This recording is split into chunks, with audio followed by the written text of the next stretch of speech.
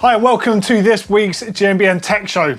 Coming up on the show, we have a look at that new YTS Capra and the frankly insane advert for it. Probably the coolest bike advert of all time. And talking of which, we're going to be talking about advertising campaigns and marketing.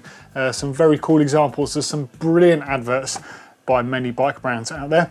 Some great new stuff in news, some wicked comments from you lot, and some brilliant Bike Cave stuff. And of course, the quiz returns as well. Okay, so straight into this week's show, and let's talk about mountain bike marketing and adverts, because there's been loads of great stuff over the years, some terrible stuff as well, which hopefully you're going to be picking at in the comments after this. But I want to start with the advert for the new YTS Capra. So they've gone with their Return of the Goat project. So YT are no strangers to making phenomenal adverts. Let's not forget that in the past they've had the great Christopher Walken doing a monologue for that Jeffsy. They've also had Vinnie Jones starring in the Decoy e-bike advert. I know it's an e-bike, but it's a really cool video. If you've not seen it, the links to all of these, by the way, are going to be in the description underneath this one. And of course they had their sort of Japanese style animated video for the ISO, which I think is just absolutely amazing. A really cool, different approach. But this one, hopefully you're going to see a few screenshots, and again there's going to be a link to this video if you've not seen it. This is a short film. This is like 20 minutes long. You can see that in the link in the description underneath this. But the Return of the Goat, wow. Something I love about this is the fact that Marcus, I mean, he made an appearance in Decoy. Marcus Flossman, of course, is the owner of YT Bikes, the CEO, the founder. He actually appears in this video, and he is Goat Man, which is super cool to see. But I love the approach to this video. They're really stepping outside the arena of what people normally do to advertise a new bike. Normally it's all promotional about the bike. YT think differently. You know, you're going to remember this advert. But again, there's a few more shots of it on screen right here. Now, honestly, I can't praise this enough, and the fact that the way this is cinematically produced is absolutely brilliant. But I'll leave you to make your own decisions on that by having a look at the video in the descriptions underneath. But let's not forget that although YT seem to be like leading and really pushing the boundary of doing great adverts and marketing for their bikes, there's a bunch of other companies that do some great stuff too. So the first one I want to talk about is what Santa Cruz did when they launched the 5010, when they did the finger bike video. And I think this came out during lockdown when they were limited in what they could do.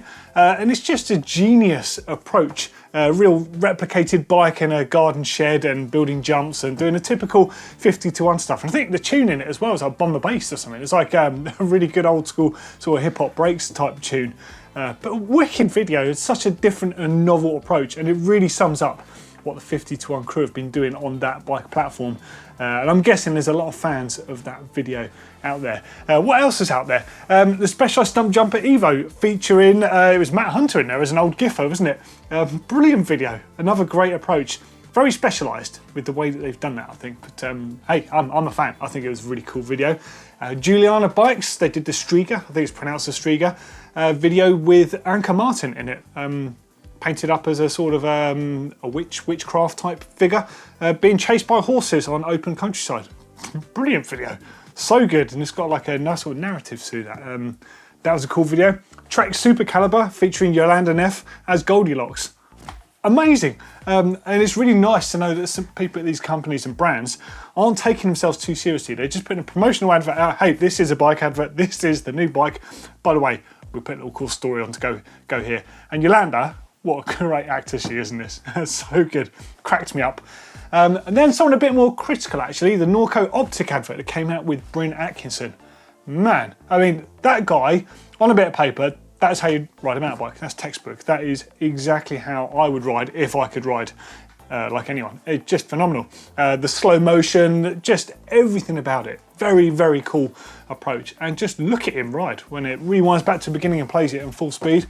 So good. Santa Cruz Bronson video, another Santa Cruz one. They're pretty good at doing this as well, aren't they? This one with Rat Boy in there, with cartoon graphics, which kind of remind me a little bit of the Gorillaz sort of music video stuff. Really, really cool. The little rat at the end, you've got to love that, you know. Same thing again, you know, Rat Boy not taking himself too seriously, having a bit of fun. Great music in there as well. And yeah, I mean, there's so many great adverts out there. That's just a few in recent times, of course. I'll have forgotten loads. So I want to know, what is your favourite mountain bike advert you've seen of all time that's well, that you've seen online, on TV, moving image preferably, want to talk about it. Let us know what your favourite adverts and marketing campaigns are that you've seen in mountain biking and why. Pick it up in the comments next week. Okay, so let's jump into news, and well, clearly the biggest thing to talk about this week is the launch of the new YTS Capra. It launched yesterday. In fact, I was lucky enough to have a little sneak peek and watch the video beforehand. This 20-minute short film, it is just amazing. You know, they've made some amazing videos in the past, but this one really is very cinematic, and it's got that narrative that follows through, so you're picking up on the story of the goat man, as we've seen, and it's elevated it like you'd see in a feature film. I'm not going to spoil it if you've not seen it, but it is unreal, and there's a cool surprise in it as well, in the form of, yeah, you'll see. But what an advert, the way it's produced, it made me grin. You know, I was watching it with excitement. I just thought it was such a good approach. And of course the bike, wow. Well, there's the bike. So YTS Capra, so there's a launch model, which is with the mixed size wheels, but there's also a 29-inch model. So, but they're not based on the same frame. So the frames are slightly different. So on screen now are a bunch of images flying past. So there are two models. One is 29-inch, one is MX or mullet style setup. So that's 29-inch front and 27.5-inch rear. That's two different frames. That's not just jamming in a bigger wheel or a smaller wheel into the same frame set. They have improved fit, better suspension action on them. So geometry on the bikes. Right, so the MX version and the regular version don't come in all sizes. So the regular models come in small through to XXL. The MX version comes from medium through to XXL.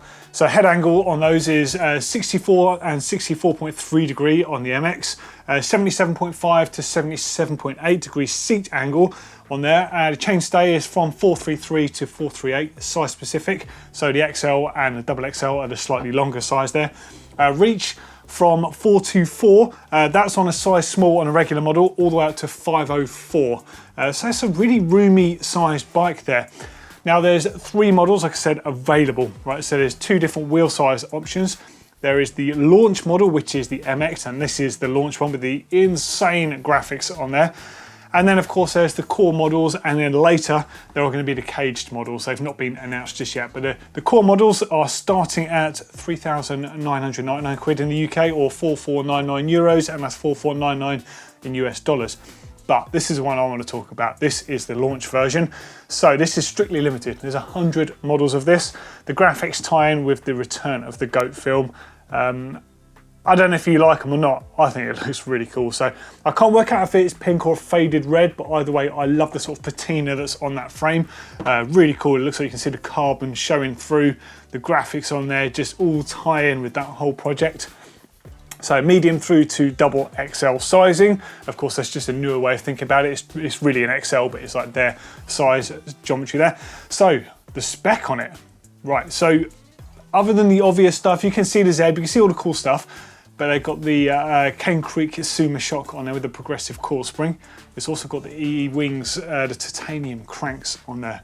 Wow, and it's got Crank Brothers synthesis wheels, so the carbon wheels are slightly different front and rear to give you a bit of flex in the front and then a bit of stiffness on the rear. It's really, really well thought out. Absolutely love the thing. So in the UK, I mean, it's an expensive bike, but it's not crazy by you know, think of the standards some other manufacturers' bikes have launched in recent times. So you're talking 6,699 in UK, so 6,700 quid, 7,499 in euros, and 7,999 in US dollars. For the launch edition, only 100 models of these, which I do suspect they're going to fly out the door if they haven't already, knowing what YT are like. I think it's really nice. And for the record, if any of you buy one out there, I'd love to see it. I'd just love to see this paint job in the flesh. These photos look absolutely great, but you know it's one of those things that's always going to look better in the flesh. And you can't deny that what YT do is great, offering brilliant value bikes. I'm not saying cheap, I'm saying really good value bikes with amazing componentry on them. And of course, they've got the new way of buying the bikes. They're not just pushing out new bikes each year, they will just have models of the bike, the core models and the cage models, of course, which have slightly different componentry on them at different price points. So they will just be updated with the new relevant spec from manufacturers as it comes out. But that is the new platform. A few more shots again. Here's some of the core models that are coming out. So like I said, Pricing from €3,999 in the UK, that's €4,499 and €4,499 US dollars. But back to the advert. I mean, look at the thing. I'm going to have to watch it again after this. It's absolutely insane. And I love the fact that Marcus Flossman is in this one. He did make an appearance, like I referenced earlier in the show, in the decoy video, but this is like a solid appearance with some very, very, very slick effects going on there. Proper Hollywood, isn't it? What do you reckon of that then? Do you like the new YTS Capra? Let us know what you think in those comments underneath.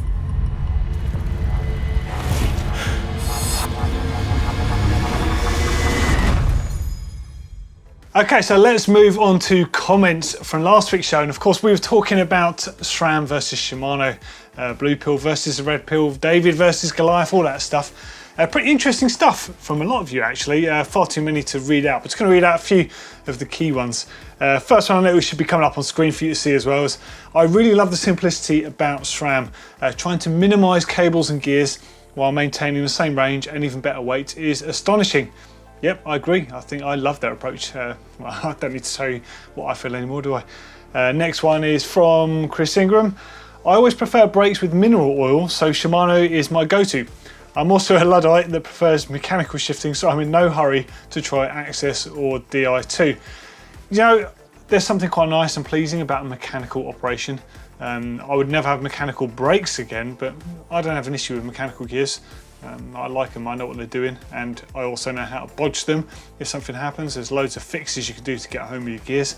I'm yet to discover if that's going to be an issue with Access. So far, so good. Matthew Blake. I love Shimano too much to ever consider SRAM. They've been with me since childhood. Dude, I feel the same, but I was really quick to jump on the grip shift wagon where that man, Mr. John Tomac, was running them with the little yellow stickers down the front that you couldn't get for love nor money unless you came across a particularly good bike shop that had a little sticker drawer. You could buy stickers for extortionate prices. And then I discovered that the early grip shift were utter rubbish. 2 plastic sliding collars full of friction and crap from UK riding. Awful thing. But hey, they were really cool. Next one's from Vincent. I prefer Shimano brakes, so I don't have to mess with dot fluid. Okay, so we heard this before. And at least in my experience, their calipers seem nearly bulletproof in comparison. One feature I constantly use on SRAM derailleurs though is the locking feature for wheel removal. Such a simple concept and incredibly useful. I agree, I'd go as far as saying that's one of the best things we've seen in modern drivetrains. It's just a cage lock, but it's so flipping useful. Brilliant stuff there. Overall though, they're both so good, I don't really care what a bike comes with. I'll happily use either, especially considering how good mid and even low end group sets have become. Yep, it's all good stuff. Paul Richards, loving the Shimano setup. Easy to use, easy to service and bomb-proof. I'm on XT, my other half is on SLX and the eldest kids are on Dior. Having said that, our 6-year-old is on Hope V2. 6-year-old kid on Hope V2. Flipping heck, I'd love to know what you guys eat for dinner if you can have Hope V2 on a kid's bike. Wow, impressive stuff. Neil Lowe. I've always had Shimano, but tended to avoid SRAM, probably just because I didn't really know it or understand their products and hierarchy. I hated grip shift when it came out. I had to go on some bikes with it on and I found it difficult to get used to. Probably been Shimano biased ever since. The last bike came with SRAM GXO and I'm fine with it, even though I thought the shifters were a bit weird. I've got used to them now and I'm not fussed either way. Shimano or SRAM is fine by me. Similar to phones, I've always had Android smartphones and never been a fan of iPhones due to the cost and the lack of tweakability. Nowadays, not fussed between the two, as they ultimately do the same thing. Hey, I agree with all those points, but the grip shift one, like I referenced earlier, I bought them solely because Tomac used them, but I had, I think, the SRT 500s or whatever the cheaper one was, and then I got the 600s and then kept upgrading. Desperate because I was thinking, come on, everyone's using them, they must be good, but I didn't really understand the sponsorship model back then. They've been paid to use those things, whether they're good or not.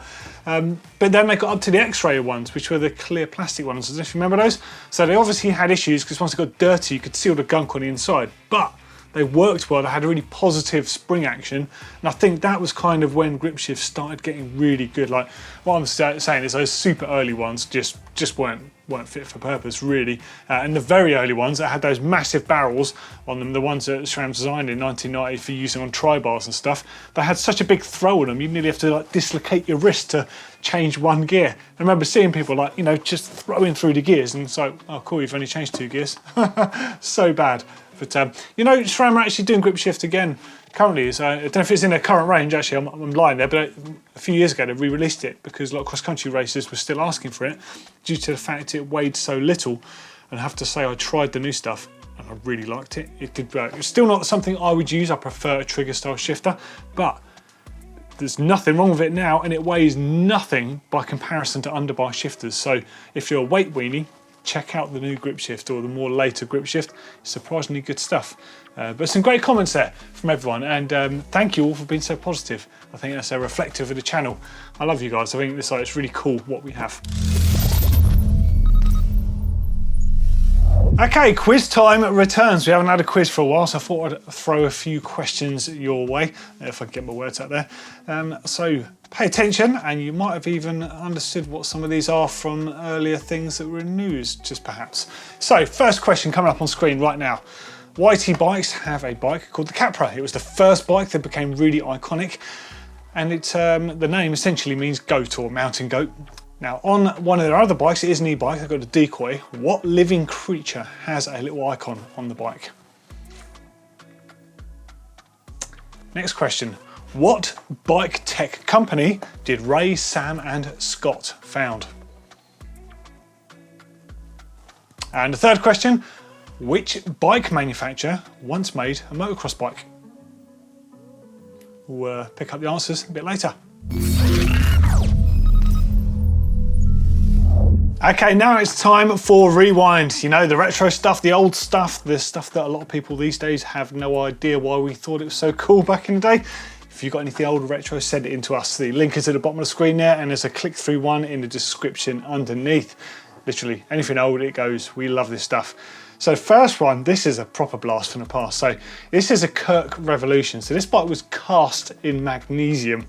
Bonkers looking thing. And if I'm right in thinking, these things weighed like, they had their own gravitational pull. They were so heavy, like they're absolutely monstrous things, but look at it. What a cool looking bike, like elevated chainstays on them. So you don't see elevated chainstays that much these days. They used to do it essentially to try and get the chainstays as short as possible, because that's what designers wanted to do back then. And it was a difficulty to try and get mud clearance. And obviously you've got the yoke down there with the triple chain set. So there's so much to try and configure. There was only a limit on what you could do, unless you move that junction higher up and out the way, and then you could slam in that rear wheel. But really cool stuff. So this one is from James in Nebraska. Wow, in the States. Just finished building this relic up, geared for fast cruising on less technical terrain.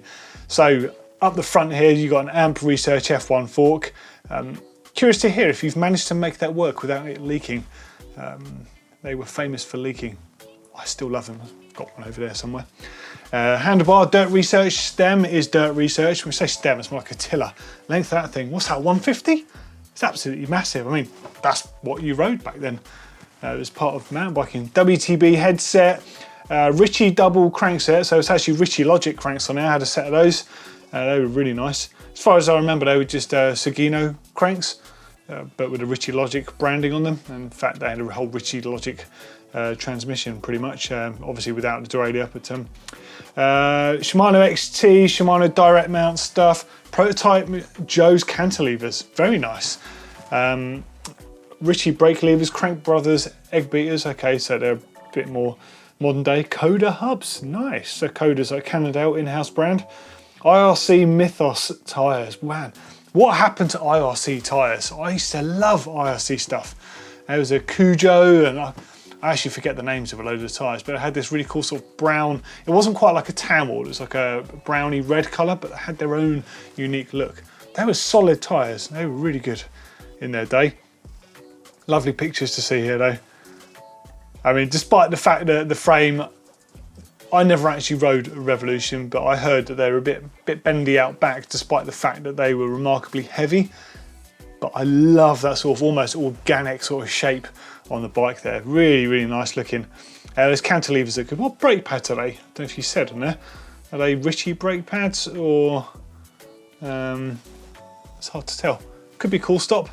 They're bright red. Dude, looks great. You've done a sterling job. It must take you a while to hunt down some of the parts on there. Look how tiny the bars are though. It's mad, isn't it? So what are they? Probably like 420 or something mad. And you think you're running 800 mil, well, up to 800 millimeter bars these days. Just sounds crazy, doesn't it? Great selection of pictures as well, James. Thank you for sending these in. Really, really liking these. And I love you say, submitted for your amusement. Yeah, it definitely is keeping me amused. It was the purple one that I always wanted. I have seen one actually. That someone rides around Bath, and it's a proper horrible rat bike.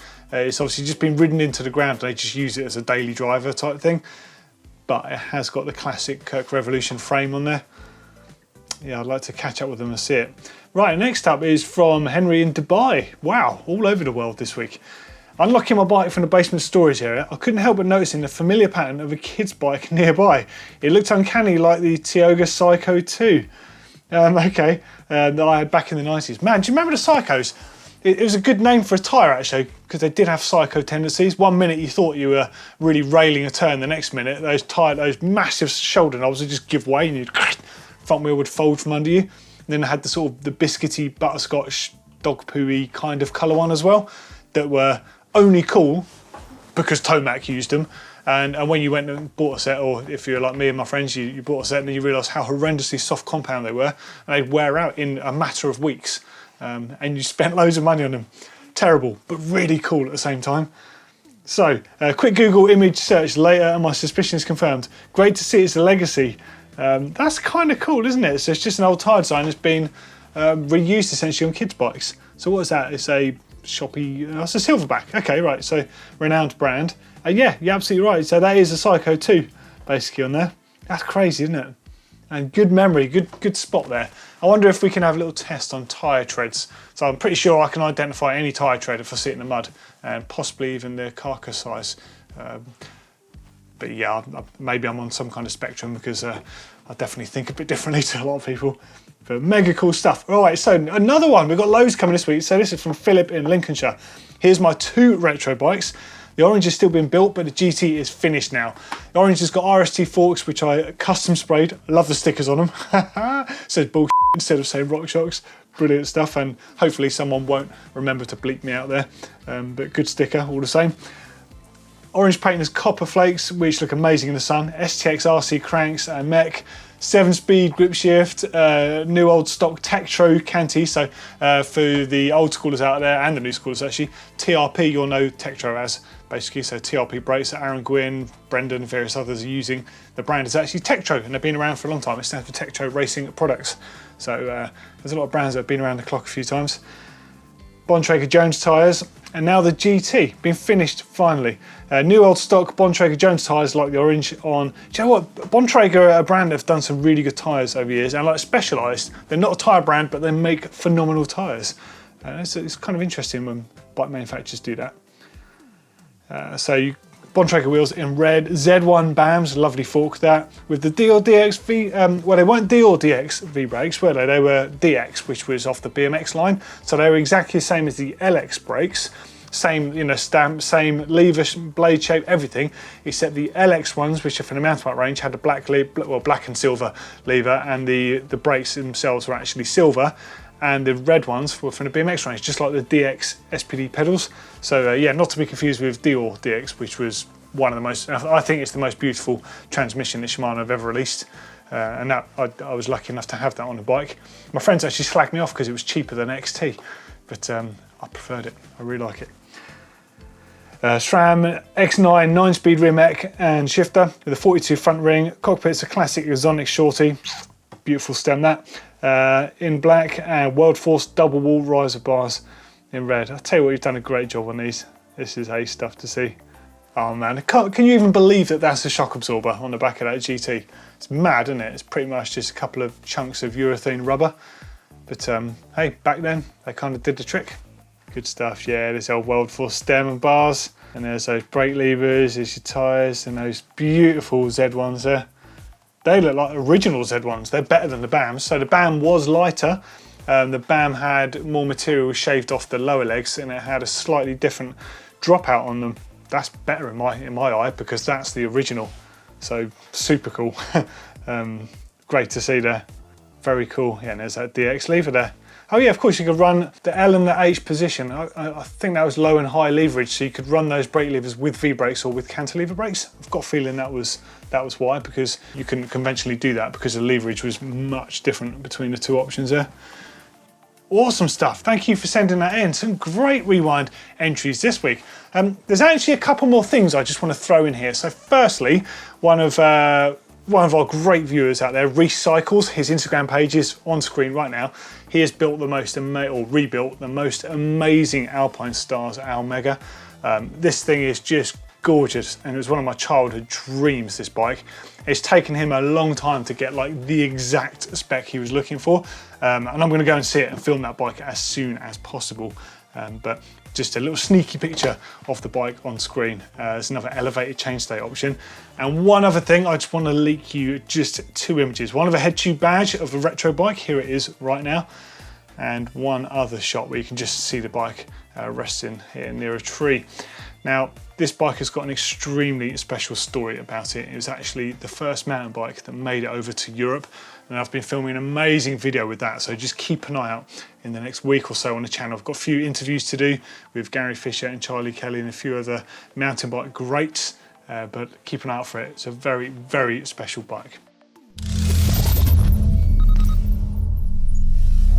Okay, we're going to put top mods in this week, but this is a little bit different because I've had something through the post that's completely caught me unaware. So when you get a box through the post that has a custom sticker on it and it has a Cerakote sticker on it, you know it's going to be a good day. Yep. So I opened this box up and check this out. We have got ourselves a glamour. Look at this. So this is a titanium hammer made by the amazing Rollingdale Cycles, who we were talking to and we featured on the show a few weeks back. Turns out that Dale wanted to send a hammer over so we could actually see his handiwork. This is a thing of beauty. Now, I've used tie hammers before, but this one's actually got a bit more weight to it, a bit more clout. I really, really love the action of using something like this. You can just tap things home. Obviously got replaceable tips on there. This one's really soft, so perfect for not damaging bearings or any sort of delicate surfaces there. But look at the finish on it. The finish is absolutely mind-bending. So this is a titanium hammer. So I wasn't really aware of how difficult titanium can be to paint and work with, but it seems you have to go through a few very special processes. So company Titanium Finishing, who work closely with Dale over at Rollingdale Cycles, have actually finished this hammer for us. So on screen, you're going to see some close-ups of the hammer now, so you can just have a good look at all this detail. It's got a GMBN Tech logo on it. It's even got a cat paw print because they know I love my cats. It's just, I can't honestly believe how good it is. Now, note when you look at the actual titanium itself, it's got a slightly, I think it's got like a bit of a green tinge to it here. So I'm just going to read you some of the things that Melinda from Titanium Finishing has told me about this, because this is like all like new information to me, like, so I don't know much about this sort of finish. So the hammer's obviously titanium, is incredibly made, and it's a lovely weight for tapping stuff home, and it's got those replaceable ends on there. So the hammer was first anodized light green, so you can see that in the finishing here. Then it was stenciled, and then it's Cerakoted. So Cerakoting is a type of ceramic paint. Now, it's primarily used in the firearms world because it's very protective, very resilient to heat and knocking and that. It turns out it's amazing stuff to use on titanium bikes. So I can see huge potential here, looking at the incredible detail on this stenciling work that's been done by Titanium Finishing. I can see potential to do more with these guys, actually. I reckon there could be a very special titanium bike. So expect something a long time down the line when we've figured out what to do. But this is just, I just wanted to show you this finish. It's absolutely mind-blowing. So Melinda says the stenciling is done in stages and there's different colours of Cerakote are applied to create the camo effect or whatever design is chosen for this. So Cerakote is a ceramic-based paint, is very durable, and it's even chemical resistant, of course, because it was used on firearms traditionally, but naturally spun off into other applications, so including titanium bike parts and tools.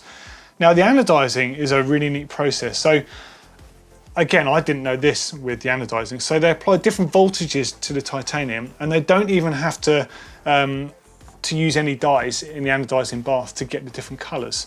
It's the way the voltage works with the titanium. You get a different colour from it. So that itself is just mental.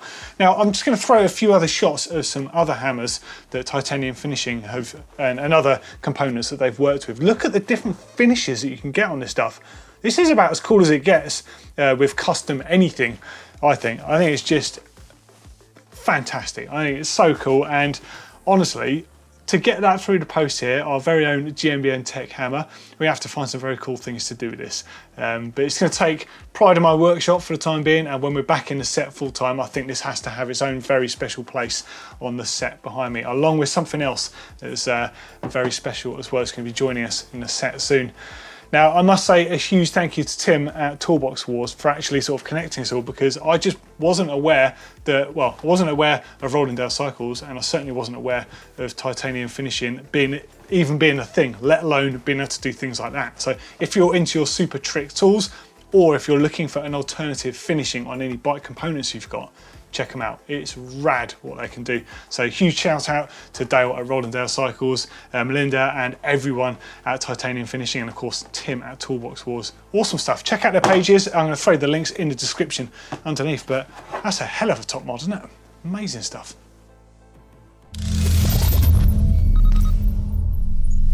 Okay, so let's have some quiz answers, shall we? So the first one coming up on screen again was the YTS Capra. It is named after a goat, essentially. But what living thing does the decoy have a tiny image of somewhere on the bike? Anyone get it? You might not, just because it's an e-bike, but they had a very cool advert for the bike that had Vinnie Jones in it. It was a little bit like American Wealth in London, where they go into the pub scene with the darts and stuff. Very similar concept. Great. If you've not seen it, have a watch of it. You know, regardless of the bike, just watch it. It's a great piece of video action there from YT, the kings of the marketing video, I would say. Yeah, and the answer is duck. I had a duck in there because the whole decoy thing. Very cool. It was well played as well, I think, from those guys. So the next one was, what bike tech company did Ray, Sam and Scott found? Come on, you must have got this, yeah? SRAM. I kind of referenced this on last week's show. So the answer is SRAM. And it takes the name from Stanley Arday, Sam Patterson, and their attorney, Scott Ray King. So they used the Ray, his middle name there. Now the company was also originally called Olo Bicycle Components, but then they later changed it to SRAM, which is a better name anyway. It just sounds right, and it sounds tech, and it's obviously based on their names. Very cool stuff. And the last one, which bike manufacturer once made a motocross bike? Anyone? Cannondale. Yeah, it nearly folded the company. In fact, it pretty much did, because they spent I think it was 80 million pounds. I'm going to say 80 million dollars on that project. Now, apparently someone said to him, no, it's going to take you 5 years and it's going to cost you $100 million. And Cannondale were like, meh, we're going to do it anyway. Because Cannondale, let's face it, they were onto a bit of a roll with innovation, because they'd done so much mental stuff. Like, you know, they thought so far outside the box, which is why I love them as a brand, that they decided to make a motocross bike. And instead of using someone else's engine or stuff like that, they're like, no, we're going to make a frame, we're going to make an engine as well, and we're going to do everything differently that no one's done before. It turned out that the bike was kind of good, but it did have its problems. It didn't do too well in the reviews. It had some niggles behind it. But if you ever saw one, I haven't got any photos of one, but here's a photo of the quad that they also designed, because they, you know, couldn't just do one thing, they had to innovate something else at the same time, using a lot of the same technologies. As you can see from it, it's pretty special actually. This one actually saw at the Malvern Hills Classic in 2018. It might be there this year, who knows? But a pretty amazing piece of machinery. So that huge amount of debt that the company got into, because the whole program basically never got off the floor in the end, it nearly sort of floored the whole company. But thankfully today they're back doing what they do best. They're just doing the bikes. And there is a bike floating around. You might have seen it on some Instagram pages. We might have hinted at it a bit earlier on. And I may have had the bike just off camera the last few weeks on the shows, catching my eye and making me look off screen. So keep an eye out for a bike that might appear soon from Cannondale. It's a belter, I'll tell you that. Okay, well that's the end of this week's show. Hopefully you enjoyed this week's show. Let us know what you thought in the comments as always, and keep it friendly. We love it when you keep it friendly. So much better than so many other comment sections I've seen out there on YouTube. I feel really proud that we've got a really cool thing going on. So let's keep it going, and we'll see you in the next video. Ta-ra!